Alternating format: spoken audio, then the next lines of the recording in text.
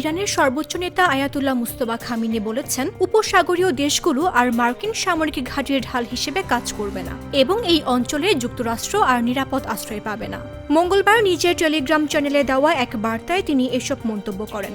এমন সময় এই বক্তব্য এলো যখন তেহরান ও ওয়াশিংটন ৩ মাস ধরে চলা যুদ্ধের অবসান ঘটাতে একটি কাঠামো নিয়ে আলোচনা করছে। খামিনি বলেন, সময়ের চাকা পেছনে ফেরে না এবং এই অঞ্চলের জাতি ও ভূখণ্ড আর আমেরিকান ঘাঁটির ঢাল হিসেবে কাজ করবে না। এই অঞ্চলে অশুভ কর্মকাণ্ড কিংবা সামরিক ঘাঁটি স্থাপনের জন্য আমেরিকা আর কোনো নিরাপদ আশ্রয় পাবে না। যুক্তরাষ্ট্র ও ইসরায়েলের বিমান হামলায় আয়াতুল্লাহ আলী খামিনি নিহত হওয়ার পর মার্চ মাসে মুস্তফা খামিনি ইরানের সর্বোচ্চ নেতার দায়িত্ব নেন। দায়িত্ব নেওয়ার পর থেকে তিনি এখনও জনসম্মুখে উপস্থিত হননি।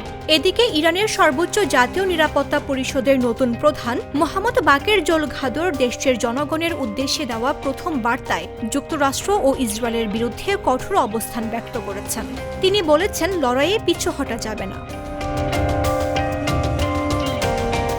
জোলঘাদর বলেন, সামরিক ক্ষেত্র, কূটনৈতিক অঙ্গন এবং রাস্তায় নেমে আসা জনগণ তাদের সাহসী প্রতিরোধের মাধ্যমে শত্রুকে নতজানু করেছে। গত মার্চে ইরানের সুপ্রিম ন্যাশনাল সিকিউরিটি কাউন্সিলরের প্রধান হিসেবে নিয়োগ পান জোলঘাদর। তিনি নিহত আলী লারিজানির স্থলাভিষিক্ত হন। লারিজানি ইসরায়েলি হামলায় নিহত হয়েছিলেন। জোলঘাদর এর আগে ইসলামিক রিভলিউশনারি গার্ড কোরের দ্বিতীয় শীর্ষ কর্মকর্তা হিসেবে দায়িত্ব পালন করেছেন। বিশ্লেষকদের মতে, লারিজানির মৃত্যুর পর তার নিয়োগ ইরানে আইআরজিসির প্রভাব আরও বাড়ার ইঙ্গিত দিচ্ছে। ঈদ লাগছে মনে, খুশির জোয়ার সবখানে, ঈদ লাগছে মনে, বিকাশ পেমেন্ট সবখানে।